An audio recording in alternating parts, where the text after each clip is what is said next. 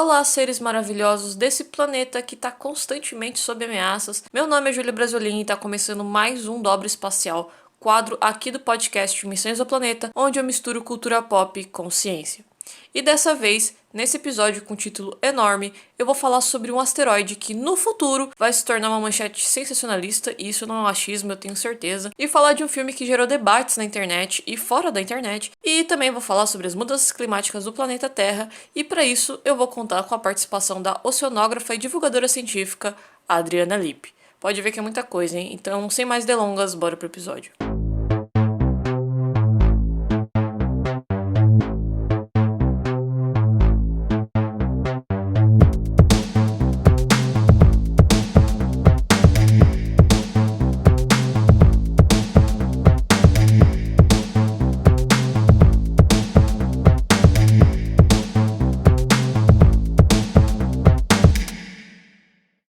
Apophis é o nome grego do inimigo de Ra. Apophis, Apep, o descriador, uma serpente que se esconde nas escuridões eternas do Duat, meio da terra, e tenta engolir Ra durante a sua passagem noturna.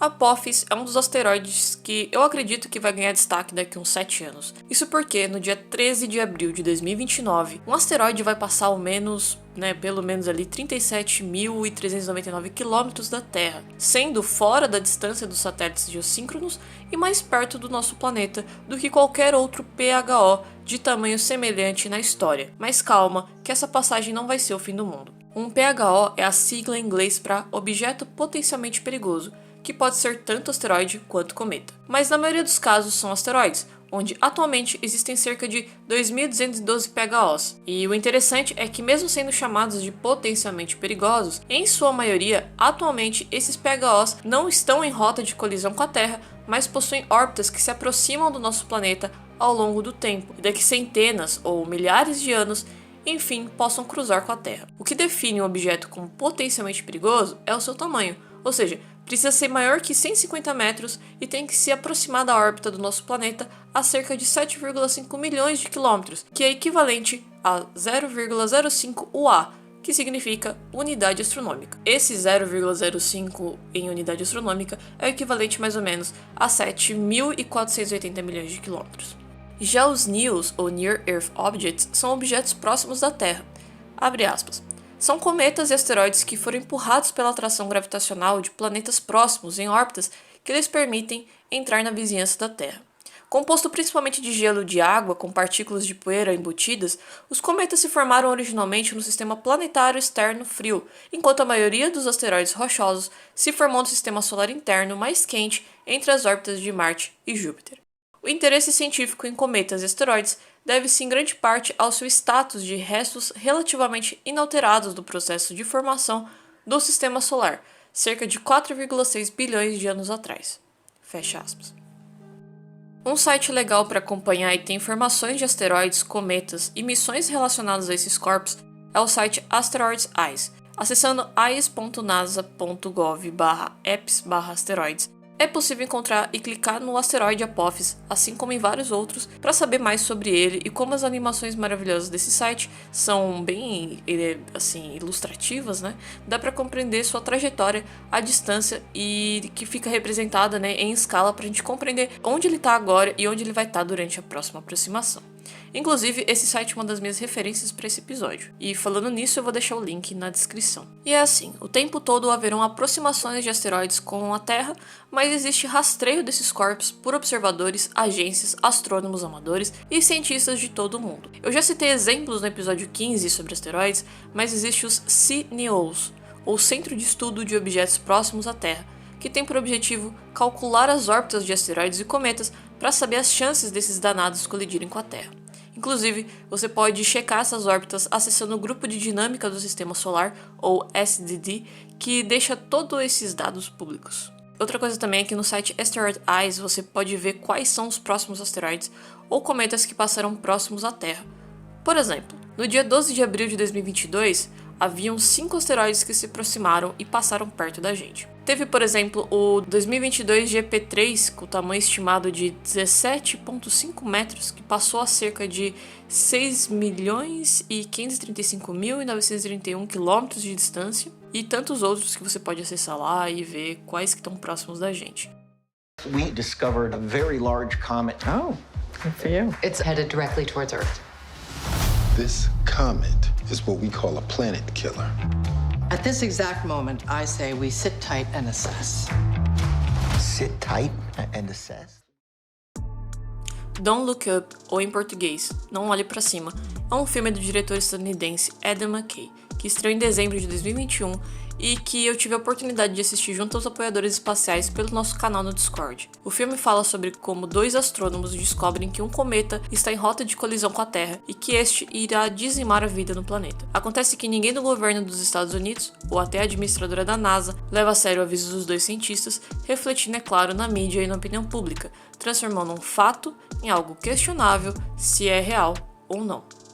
Logo no começo, a gente vê a Kate Dibiasky, a astrônoma interpretada pela atriz Jennifer Lawrence, em seu local de trabalho, que, pelo que eu me lembro, é no telescópio Subaru, no Havaí, e até aparece ali um bonequinho do astrônomo e divulgador científico do Carl Sagan, e a Kate tá ali analisando, escutando os rap ali, analisando os dados sobre um cometa, até que ela faz ali uma espécie de GIF no computador, juntando imagens desse corpo celeste, né, no movimento dele, e resultando numa sequência tipo como se fosse uma trajetória, né, nesse movimento deste corpo celeste. Isso deixa ela animada e chama seus colegas de trabalho para mostrar os dados, onde o professor Mindy, que é o Leonardo DiCaprio, durante seus cálculos tá ali mexendo nos cálculos orbitais, ele encontra a Terra no meio dessa rota, né, na rota dessa trajetória desse cometa, então a gente estaria em rota de colisão. Ou seja, a gente seria atingido por esse cometa, esse Planet Killer, ou assassino de planeta, ou um mochila de criança. Esse episódio ele não tem muito foco de ficar comparando o que é real no filme ou não, tá? Inclusive, na época que saiu o filme, vários sites de notícia procuraram astrônomos pra explicar o que no filme parece ser real, o que não é.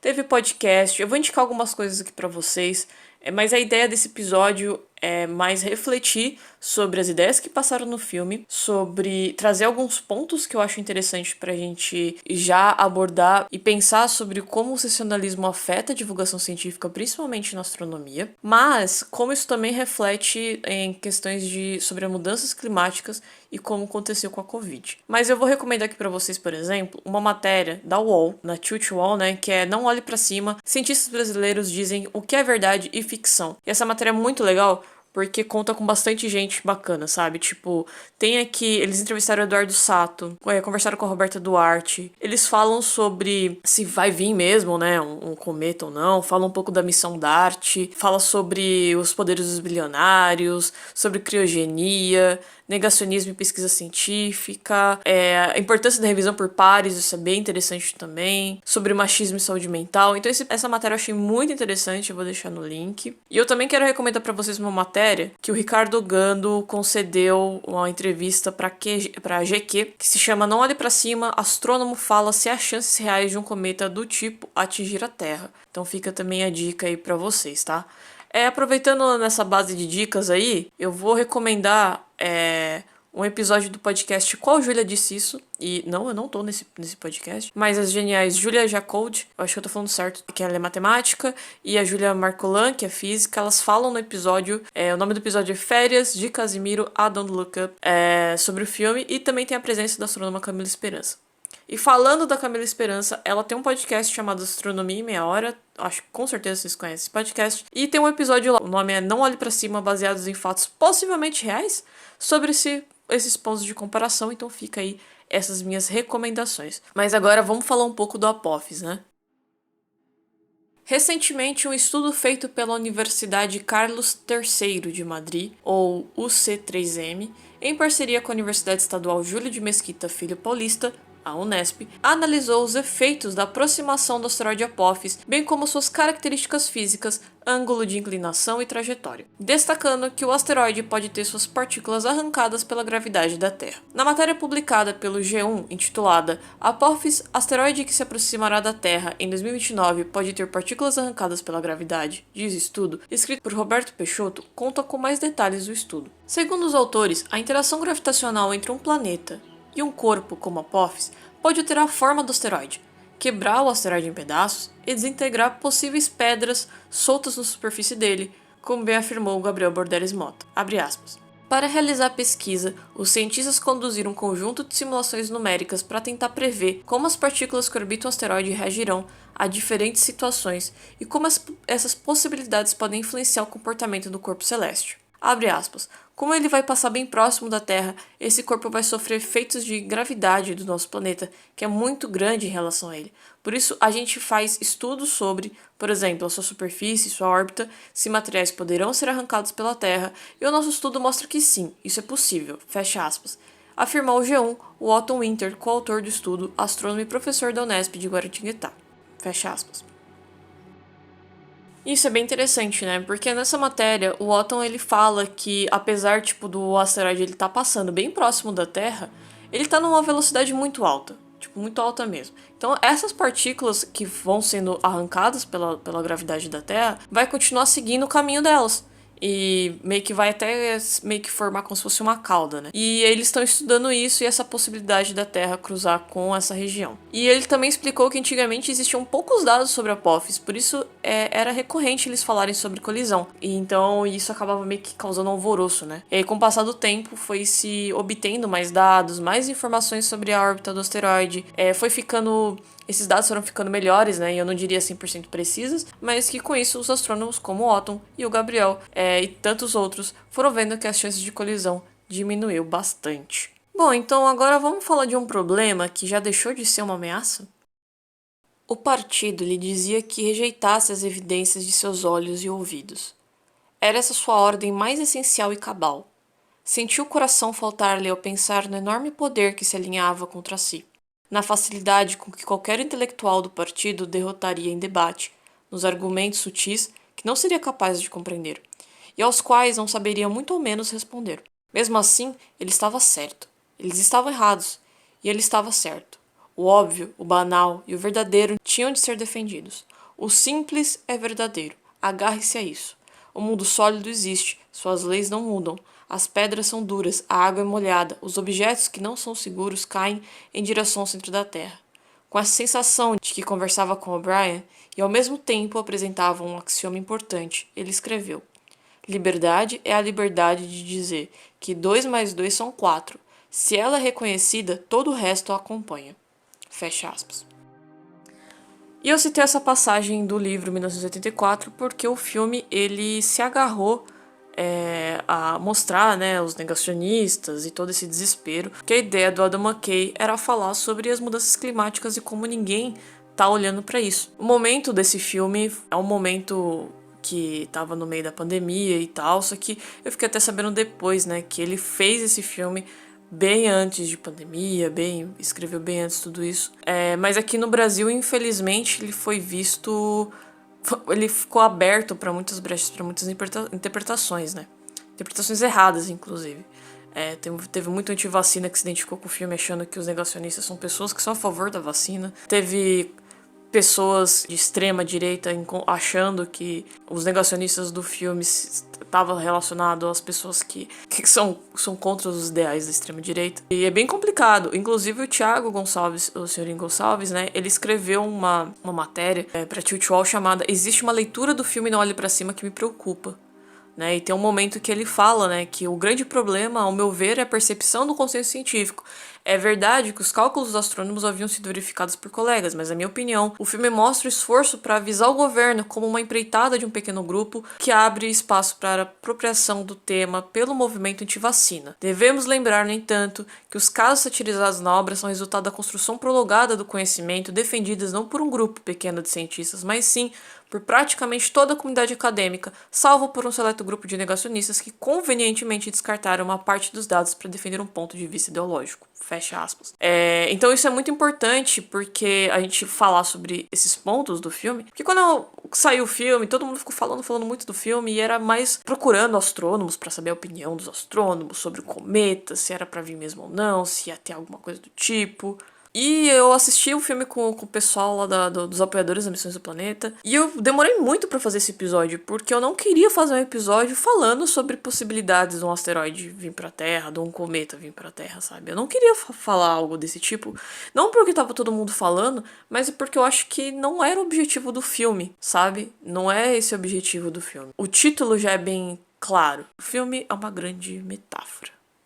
Eu tava faz muito tempo de olho nesse filme porque eu gosto dos trabalhos do Adam McKay, e quando saiu só o título e a sinopse no Letterboxd, na época eu não imaginava que o lançamento ele repercutiria, né, tanto assim no futuro. O McKay é um diretor e roteirista de filmes como Âncora e Tudo por um Furo, diretor e roteirista do filme A Grande Aposta, criador do canal Funny or Die, junto com o ator Will Ferrell, e diretor do primeiro episódio de Succession, episódio esse que deu tom pra que viria a ser a série no qual ele é produtor.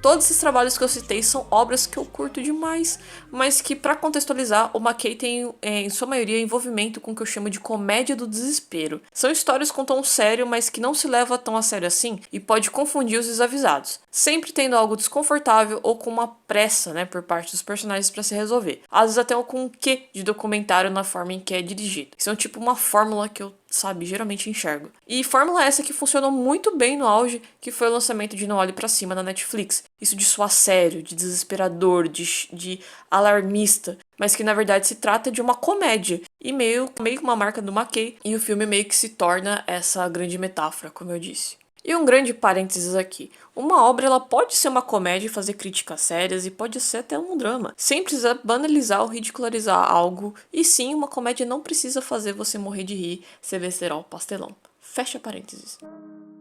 E o que eu mais gostei foram as diferentes visões sobre o filme. Mas a pergunta é, por que Não Olhe Pra Cima foi um filme tão comentado? Numa visão mais brasileira, uma visão minha, né, mais brasileira, eu acredito que aqui no Brasil 3 fatores foram super importantes para aumentar os debates na época do lançamento. O primeiro, a popularidade da Netflix no Brasil. O segundo, a situação negacionista que a gente viveu na pandemia, né, enquanto a gente vive, inclusive. E em terceiro, o papel da divulgação científica. Ter um filme que pode ser interpretado de inúmeras maneiras e ainda sendo popular, de certa forma, é mais acessível que uma ida ao cinema, e ao meu ver, um ótimo campo para o debate de ideias, reflexões sobre como política é intrínseca à ciência e quase que um experimento social de como a gente enxerga uns aos outros. O foco do filme é um cometa que vai acabar com a vida na Terra, mas que durante toda a história pode ser um espelho para nossa realidade, como acabou sendo, e como ainda continua sendo. Como eu disse, quando eu fui ver o filme, eu não sabia que o Adam McKay já tinha roteirizado isso bem antes da pandemia. Pra mim, quando eu tava assistindo, eu não fazia ideia que era uma metáfora às mudanças climáticas. Não era nada óbvio isso. Por quê? Porque na minha realidade, o Brasil ainda estava vivendo uma pandemia. Em dezembro de 2021, a gente estava com surto de uma nova variante, a Omicron. E naquele momento, eu assisti um filme em que a plot de cientistas desesperados tentando alertar a população e tentando explicar de forma mais clara possível para as autoridades o perigo que a gente estava diante, mas nada era feito. Então aquilo ali era um espelho, né? Onde o governo vê como uma oportunidade de lucro e as pessoas como questão ideológica partidária. Para situar ainda mais o contexto, dezembro o relaxamento social foi incentivado e o resultado foi mais uma onda, dessa vez de Omicron e gripe. Já o papel da divulgação científica é outro debate importante que cerca essa repercussão do filme no Brasil. O Dr. Randall Mendy, interpretado por Leonardo DiCaprio, e a astrônoma Kate Diabiaski, né, diante de tamanho desespero, eles não estavam preparados para se comunicar com as pessoas fora da mesma área. Eles não tinham esse preparo, alguém para ajudar eles a se comunicar com o público de forma eficiente e talvez até para explicar o tamanho da catástrofe, né, que estava por vir. E passando talvez até emocionalmente uma imagem de alarmistas e histéricos. E se ao mesmo tempo em que os personagens astrônomos estavam com dificuldade de comunicação científica, o filme, de certa forma, ao meu ver, é uma forma de divulgação científica, calma, não vou dizer que ele é uma ótima forma de divulgação científica, só estou dizendo que ele é uma forma de. Já que, de um modo ou de outro, foi feito para esse propósito, divulgar, mesmo que com metáforas e com alguns problemas de roteiro, ele consegue divulgar essa problemática relacionada às mudanças climáticas. Mas atingiu seu objetivo? Não sei se foi eficiente, tá? Eu não sei. Porque se eu assisti o filme e não identifiquei isso como uma metáfora das mudanças climáticas, como o Thiago pontuou, outras pessoas podem identificar isso a partir do viés da realidade dessa outra pessoa, sabe? Bom, como o próprio Adam McKay disse no Twitter, aliás, fizemos o Não Olhe Pra Cima para atingir um público mais amplo. Quando a hashtag é usada, as informações climáticas obtêm mais visualizações. Mas aí a gente esbarra em outro ponto, né? Nem tudo são flores, nem todo mundo usa Twitter. E problema de interpretação à parte, uma coisa que foi bastante recorrente foi os veículos de imprensa procurarem os astrônomos, né, como eu disse, para falar sobre isso, né? Mas não ficou procurando muito não os cientistas climáticos. E tentando contribuir para essa pauta e por fazer parte do projeto da Missões do Planeta de trazer mais informações sobre a preservação da Terra, vamos tentar compreender em que pé estamos nessa crise. Vale destacar que eu lancei um episódio, um conto de ficção científica sobre poluição luminosa e que já está disponível em nosso site, que inclusive está fora do ar, mas já vai voltar. Além de fazer um episódio super legal com a presença da Tânia Dominici e o biólogo Sávio Cavalcante sobre o tema. Então já fica a dica. Entre os dias 31 de outubro de 2021 a 12 de novembro de 2021, houve a COP26, onde nações do mundo todo se uniram para chegar a um acordo de como poderiam tomar medidas e ações efetivas para desacelerar o impacto negativo que temos na Terra. A 26ª Conferência das Nações Unidas sobre Mudanças Climáticas ocorreu em Glasgow, na Escócia, e contou com a participação tímida e descompromissada por parte do Brasil e mal acordada por parte das superpotências. Foi pedido, por exemplo, que os países reduzam de forma gradual a produção e consumo de carvão e combustíveis fósseis. O problema disso é que não se chegou a estabelecer um prazo para essa redução. A declaração final de Glasgow concentra-se nesses planos de curto prazo conhecidos pelas siglas em inglês NDC e que são insuficientes, não otimistas e difusas promessas para longo prazo. A análise também adverte: para que a metade de 1,5 grau estabelecida pelo Acordo de Paris seja cumprida, é necessário que as emissões de dióxido de carbono, o principal gás do efeito estufa, tenham uma queda de 45% em 2030 em relação aos patamares de 2010. A declaração reconhece, com a, entre aspas, grave preocupação, que os NDC apresentados agora farão com que as emissões globais sejam 13,7% maiores em 2030 que em 2010, ou seja, o mundo não está seguindo na direção correta. Por isso, pede-se aos países que revisem e reforcem os objetivos para 2030 em seus planos perante a ONU até o final de 2022. E existe uma observação e registro que trazem dados sobre a saúde da Terra, vamos dizer assim, que é o IPCC. O IPCC é a sigla em inglês do Painel Intergovernamental da Mudança do Clima e que é responsável por, a cada ano, produzir relatórios e avaliações científicas sobre o impacto da mudança climática na Terra. No IPCC de 2022, em seu site, encontram-se 18 capítulos que focam em temáticas de atenção sobre o planeta. Mas antes de eu comentar um pouco sobre isso, eu chamei a Adriana Lippe, que nos contará o que já estamos enfrentando e o que iremos nos deparar nos próximos anos. Oi, Adriana, tudo bem? Muito obrigada por participar aqui do podcast Missões do Planeta. Você foi o primeiro nome que me veio em mente para convidar pelo seu ativismo e divulgação científica. Então, antes de mais nada, se apresenta para o pessoal, fala um pouquinho sobre você e com o que você trabalha. Olá, aqui é a Adriana Lippe, eu sou oceanógrafa e também web designer. Eu tive várias experiências profissionais diferentes, já passei por institutos de pesquisa, por ONGs, por consultoria ambiental e mais recentemente eu tenho me dedicado também a fazer divulgação científica nas redes sociais, tanto pela década do oceano, que começou em 2021 e vai até 2030, quanto pela emergência climática, que é uma coisa que todos nós deveríamos estar conseguindo compreender melhor e saber como lidar e o que a gente pode fazer. Você podia explicar pra gente um pouquinho qual a diferença entre aquecimento global, efeito estufa e mudanças climáticas? Eu vou começar falando do efeito estufa.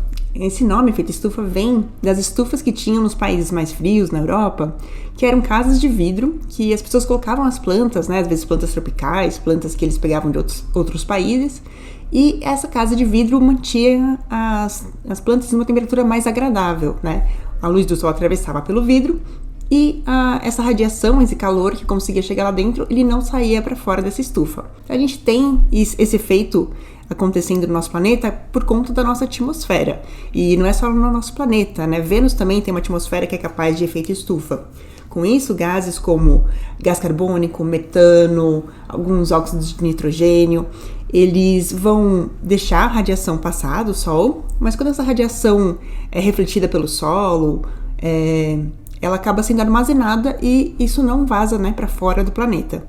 Isso é muito bom e importante pra gente e pra vida no nosso planeta, porque isso faz com que, durante os períodos de noite, a gente não perca o calor que a gente recebeu durante o dia. Então, isso ajuda a gente a ter temperaturas mais amenas. Então, o efeito estufa, ele é ótimo, ele é super necessário. Agora, passando para o aquecimento global, esse é o nome que a gente dá para o aquecimento que está sendo feito por razões humanas, né? Tem gente que prefere falar aquecimento global antropogênico, mas, em geral, quando a gente fala de aquecimento global, a gente está falando desse aquecimento global. Existiu muito essa dúvida se era antropogênico ou não, e hoje em dia o IPCC fez uma grande revisão científica e comprovou que não há dúvidas que o aquecimento que a gente está vendo no planeta, ele é causado por ações humanas. E esse aquecimento se dá principalmente pela emissão de gases do efeito estufa, em especial o CO2, o dióxido de carbono. Ele vem especialmente da queima de combustíveis fósseis, então eram materiais orgânicos que estavam no fundo do solo, no fundo do oceano, e a gente tirou de lá para queimar, e esse carbono todo voltou para o ciclo do carbono. Com isso a gente tem uma intensificação desse efeito estufa. Com isso, o calor entra, mas ele acaba não saindo, né? Porque o efeito estufa ele não garante que todo o calor fique preso, ele garante que parte desse calor não vaze. Só que muitas coisas acontecem no nosso clima que ele não é um sistema linear, ele é muito complexo. Com isso, a gente vai ter lugares que acabam ficando mais frios, tendo nevascas onde não tinha, tendo invernos mais rigorosos, e com isso dava margem para aquela discussão: nossa, mas está fazendo tanto frio, cadê o aquecimento global? E com isso a gente foi mudando um pouco os termos da comunicação para mudanças climáticas.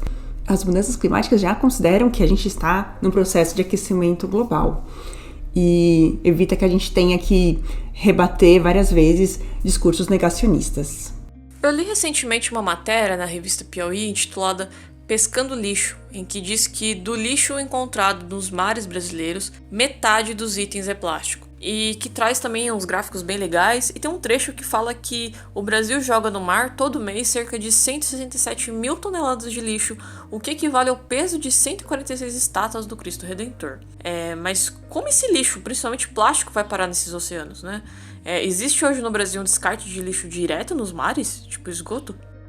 O lixo ele vai chegar no oceano por meio de várias fontes, né? E a principal que ele chega vai ser por meio dos continentes. Então, o lixo que está em terra, se ele não estiver bem gerenciado, manejado, ele tem risco de chegar nos rios e cair nos oceanos. Então, por exemplo, o lixo que está na nossa rua, quando chove ou venta, ele pode cair nas galerias pluviais e com isso chegar nos rios.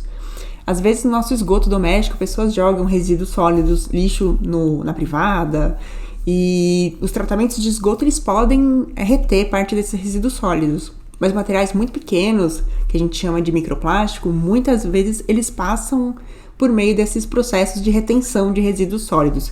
Então, por exemplo, microplástico que está em esfoliante, pasta de dente, cosmético ou em algum produto de limpeza, ele facilmente vai passar por isso e chegar no oceano. Existe algumas formas de descarte direto no oceano, mas elas são ilegais, elas são criminosas. O que dificulta é a gente fazer essa fiscalização. Então, se um navio de cruzeiro estiver em alto mar e jogar lixo plástico ou lixo que seja, de qualquer forma, dificilmente vai ter uma fiscalização que consiga impedir isso e multar esse navio e cobrar disso. Outra fonte que a gente vai ter são de petrechos de pesca, redes, anzóis, vários materiais que podem ser perdidos durante o período de pesca. Eles também vão ficar no oceano e ser mais uma forma de poluição.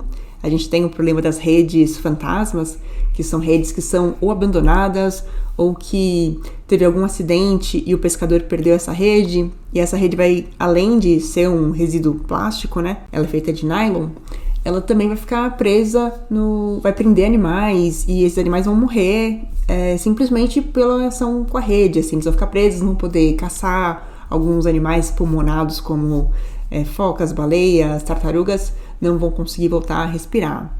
Esse plástico pode se fragmentar em pedaços menores, né, virando microplástico. E ele está sendo identificado em vários níveis da cadeia trófica. A gente vê que zooplâncton está ingerindo isso, peixes estão ingerindo isso, e a gente está tentando entender como é que vai ser o impacto dessa poluição. Recentemente foi divulgado o IPCC de 2022 e me chamou a atenção que um dos autores do relatório, do economista Roberto Schaeffer, professor da COP e da UFRJ, disse que, em outras palavras, nada adianta mais ficar pedindo para os países cumprirem as metas, já que elas não são mais eficientes. No seu ponto de vista, tá tão ruim assim? O que você pode dizer sobre esse relatório? O IPCC reúne cientistas de todo o mundo para avaliar o que tem de mais recente e de melhor da ciência do clima, para fazer relatórios reunindo os dados físicos e também dados de quais são as vulnerabilidades que a gente vai enfrentar e quais são as formas que a gente pode mitigar, né? O sexto relatório saiu agora, foi dividido em 3 partes e a última parte foi lançada bem recentemente.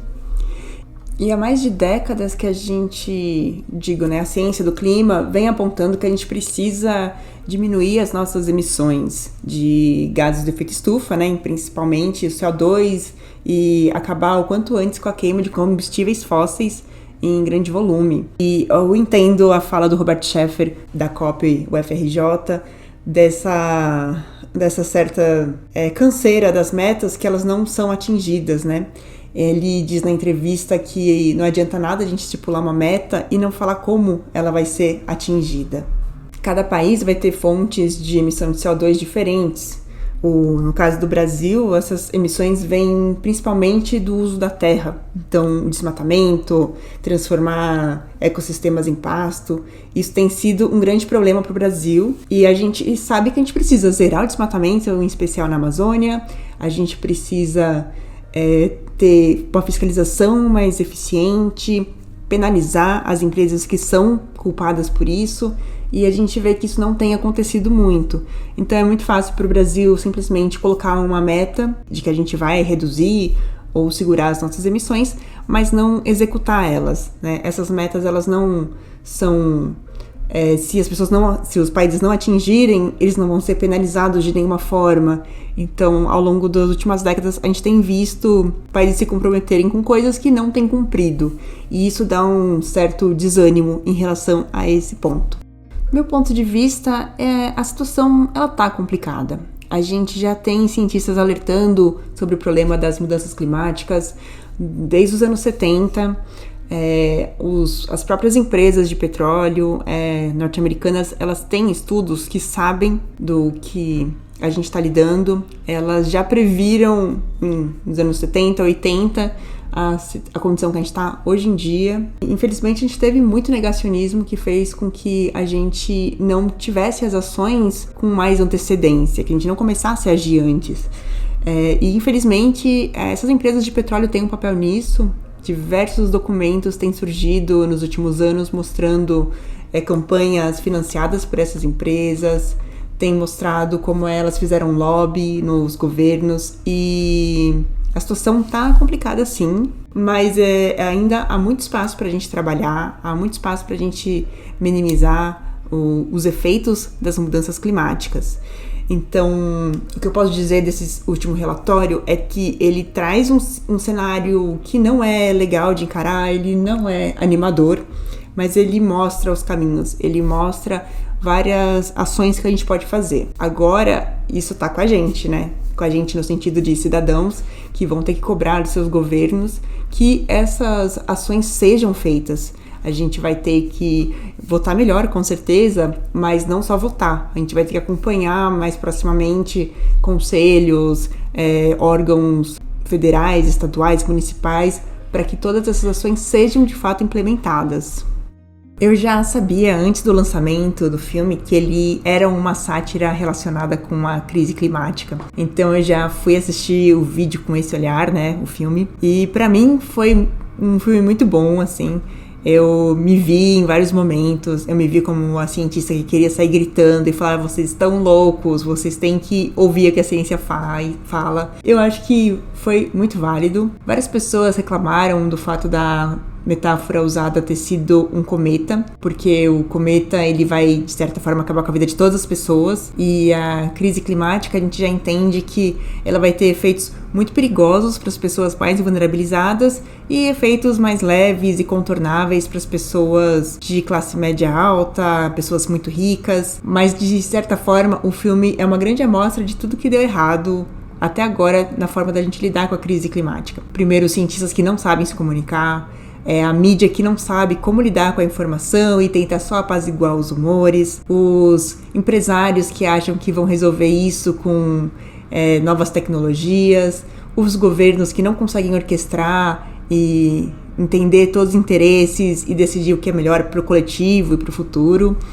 Então eu achei o filme uma sátira muito válida e para mim foi ótimo poder dar risada de uma coisa que muitas vezes me faz sofrer durante todos os dias. Uma coisa que eu fiquei chateada com a repercussão do filme foi que eu notei que estavam chamando muito mais astrônomas, para falar de cometas, né, dos riscos de um cometa chegar na Terra. Muitas pessoas relacionaram a parte do negacionismo com a pandemia de Covid, então vários divulgadores e cientistas que tratam da pandemia foram chamados para falar sobre o filme e poucas pessoas relacionadas realmente à crise climática foram chamadas para discutir esse assunto. E isso me deu um pouquinho mais de desespero, porque eu falei, gente, se o filme já é lançado falando que vai falar dessa temática e mesmo assim as pessoas não conseguem captar, e tem vídeos, né, dos produtores, dos atores falando sobre crise climática, então acho que o buraco ainda tá fundo, né, a gente tá conseguindo trazer isso para discutir na mídia, mas a gente tá muito no começo. Agora uma última pergunta, e é mais para esclarecer uma dúvida aqui. Eu moro no litoral sul de São Paulo, mais precisamente uma ilha, e toda vez que eu conto isso pra alguém, sempre me dizem para tomar cuidado com o aumento do nível do mar, que em breve tudo aqui vai ser tomado pelas águas. A costa brasileira já tá sofrendo esse avanço? É melhor eu já fazer minhas malas? Essa é a parte mais importante e que tá sendo também a mais difícil pra gente definir, né? As pessoas estão morando numa área de risco? Não estão? Como que a gente vai fazer com essas pessoas? O que é que o governo pode fazer, por exemplo, de obra de adaptação? Morando no litoral, talvez tenham formas de fazer algumas obras costeiras que diminuam o avanço das ondas, ou mesmo a gente vai precisar remobilizar essas pessoas, relocar elas. Quais vão ser as condições que a gente vai dar para elas poderem fazer isso? Então, o que a gente pode ficar atenta por exemplo, você vive numa planície ou você vive num morro? Você vive num lugar em que... Porque se subir 2 centímetros o nível do mar, será que isso vai chegar na sua casa? Ou mesmo quando tiver ressacas mais fortes, tem risco dessas ressacas das ondas chegarem na sua casa? Então tudo isso precisa ser avaliado. Essa é a parte que mais me dói, porque a gente tá há 30 anos tentando falar para as pessoas que a mudança climática existe, né? Eu não tô há 30 anos, mas os cientistas estão, né? A ciência já tem tudo isso de documento. A gente ainda tá muito devagar nessa questão, o que é que a gente pode fazer e como é que a gente vai minimizar os riscos. É legal procurar alguma pesquisador que trabalhe com essa questão de erosão costeira, de nível do mar. Na USP tem o professor Joseph Harari, que ele fez alguns modelos para ver como é que poderia ser as áreas de potencial alagamento em Santos, na região da Baixada Santista. E tem outra questão, né? A gente tem uma falta de planejamento da ocupação humana no Brasil, não só na costa.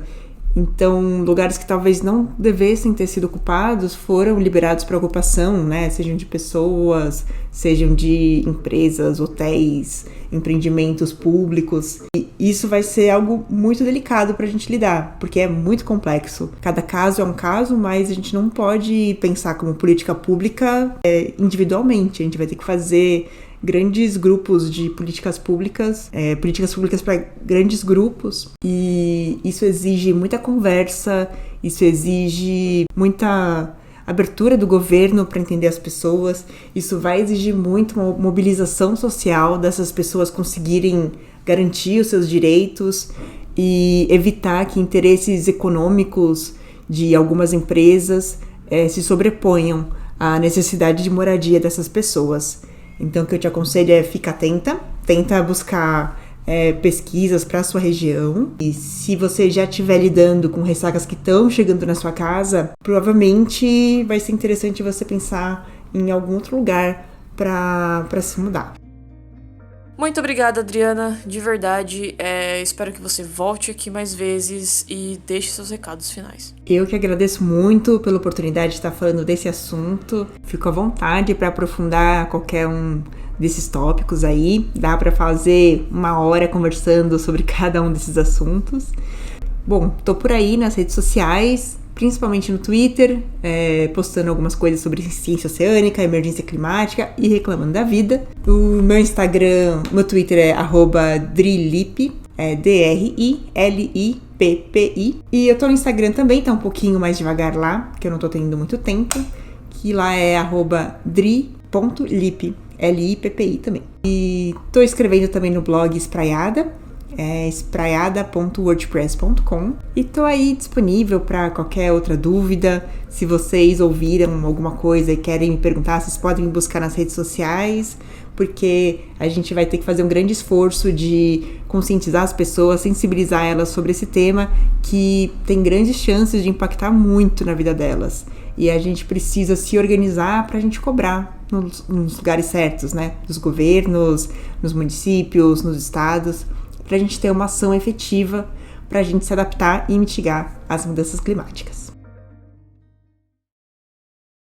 Uma coisa que ficou evidente é que os impactos climáticos na Terra eles já são difíceis de combater. E o IPCC lembra que desde seus primeiros relatórios, cada vez mais claro que o planeta está aquecendo e as mudanças climáticas resultando em eventos extremos e de grande risco, não só aos ecossistemas, mas à vida humana. Uma das coisas que puderam enxergar olhando os dados de 2014 é que há animais e plantas, tanto de terra quanto oceano, a irem para os polos, para as altitudes mais altas ou para as profundezas dos oceanos. As mudanças climáticas estão adoecendo de forma tão rápida que não dá tempo de as espécies se adaptarem rapidamente, o que acaba levando muitas delas à extinção. Abre aspas. Como resultado, a distribuição de plantas e animais em todo o mundo está mudando e o momento dos principais eventos biológicos, como reprodução ou floração, está se alterando. Essas tendências estão afetando as teias alimentares. Em muitos casos, isso reduz a capacidade da natureza de fornecer os serviços essenciais dos quais dependemos para sobreviver, como proteção costeira, abastecimento de alimentos ou regulação climática por meio da absorção e armazenamento de carbono. Fecha aspas. E como sempre escolho bater na mesma tecla, eu não consigo ver isso como uma opção de escolha entre querer acreditar ou não nas mudanças climáticas e sim de entender ou não. A gente já vê o impacto disso nas nossas vidas e se existe alguém confortável é porque não está prestando atenção. Numa visão mais clara, abre aspas, as pessoas que vivem nas cidades hoje enfrentam maiores riscos de estresse térmico, redução de qualidade do ar devido a incêndios florestais, falta de água, escassez de alimentos e outros impactos causados pelas mudanças climáticas e seu efeito nas cadeias de suprimento, rede de transporte e outras infraestruturas críticas. Globalmente, as mudanças climáticas estão causando cada vez mais lesões, doenças, desnutrição, ameaças à saúde e bem-estar físico e mental e até mesmo mortes. Está tornando as áreas quentes mais quentes e reduzindo drasticamente o tempo que as pessoas podem passar ao ar livre, o que significa que alguns trabalhadores externos não podem trabalhar as horas necessárias e, portanto, ganharão menos. Fecha aspas.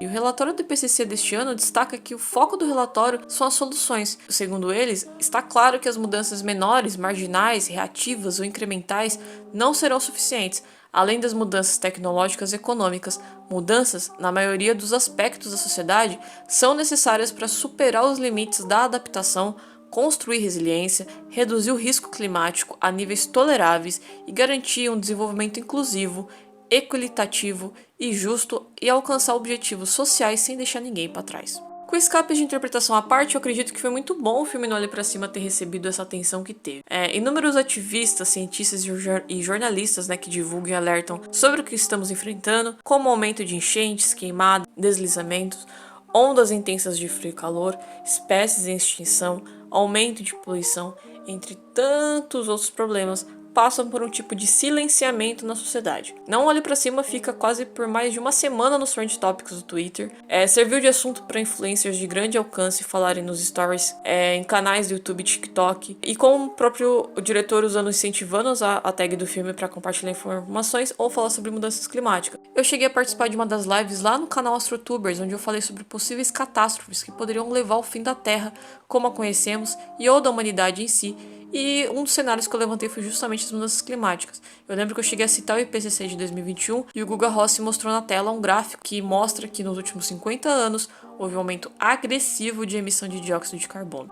E segundo uma matéria publicada em 2021 no jornal El País sobre a COP26, ou Cúpula do Clima, realizada em Glasgow, tá bem difícil de se achar um acordo quanto às emissões de gases que aceleram o efeito estufa. E como o autor da matéria, o Manuel Planelli, cita, há uma disputa entre blocos, né? E caso você curte geopolítica, eu vou dar uma dica aí para vocês escutarem um podcast Xadrez Verbal. O Manuel ele fala que, de um lado, estão os países considerados classicamente desenvolvidos, como os Estados Unidos e os da União Europeia. Eles são os principais responsáveis históricos pelo aquecimento. Do outro, estão nações como China, Índia e Brasil, cujas emissões aumentam em grande velocidade à medida que crescem economicamente. Somente essas 5 economias concentram hoje cerca de 55% das emissões mundiais. A China, 27%, e os Estados Unidos, 11% lideram a lista. Os NDC, que é meio que a sigla para se referir a esses planos a curto prazo, dos Estados Unidos e da União Europeia, propõem atualmente reduções de seus gases para esta década, que estão em linha com o corte de 45% em 2030 necessário para cumprir o objetivo de 1,5 grau do Acordo de Paris. Mas esse não é o caso da Índia, do Brasil e sobretudo da China, que até agora só se comprometeu a alcançar seu pico de emissões até 2030. Fecha aspas. Chegando ao fim de mais um episódio da Missões do Planeta, eu quero agradecer imensamente a participação da Adriana Lippe por ter disponibilizado o seu tempo aqui com a gente. Muito obrigada. E nessa entrevista ela foi feita há alguns meses atrás, mas só recentemente que eu consegui concluir o episódio. E como o nosso site está fora do ar, todos os links citados nesse episódio, as referências bibliográficas, vão ficar aqui na descrição. E aproveitar para comemorar que a gente passou de 2.000 seguidores no Spotify. Muito obrigada para todo mundo que segue a gente. Outra coisa é que no dia 30 de setembro rolou sorteio entre apoiadores da Missões do Planeta do livro Artemis do escritor Andy Weir, que é o mesmo escritor que escreveu Perdido em Marte. O ganhador foi o Marcos Oliveira e ele já recebeu o livro em casa, então parabéns, Marcos. Eu quero agradecer também aos apoiadores espaciais por apoiar Missões do Planeta. O Elianai Moura, Marcos Oliveira, João Nízer, Natália Palivanas, Masashi Noé, Ederson Peca, Guilherme Bautista, Vinícius Telécio, Tânia Dominici, Mariela Patti e o mais novo apoiador, Patrick Luan. Seja bem-vindo, Patrick. Lembrar vocês de que o próximo conto vai ser sobre mudanças climáticas. Ele já tá pronto, só preciso dar uma revisada. E a ideia é que aquele conto lá, o primeiro que a gente fez, que é sobre poluição luminosa, ele se transforme numa adaptação em audiodrama. Mas para isso acontecer, ajuda a gente a bater a meta. Então, se você ainda não apoia a Missões do Planeta, procura por apoia.se/Missões do Planeta para ajudar a gente. Com qualquer valor disponível na plataforma, além de você garantir recompensas, ainda ajuda a acelerar as metas. E tá sendo triste ficar por enquanto sem o site da Missões do Planeta, mas eu sei que um dia ele volta pro ar e com uma nova carinha. E o último recado, mas não menos importante, é que se você tá ouvindo esse episódio pelo Spotify, mais precisamente pelo aplicativo, eu sempre deixo algumas perguntinhas lá agora, então você pode interagir. Então é isso, muito obrigada por me ouvir até aqui e até o próximo episódio.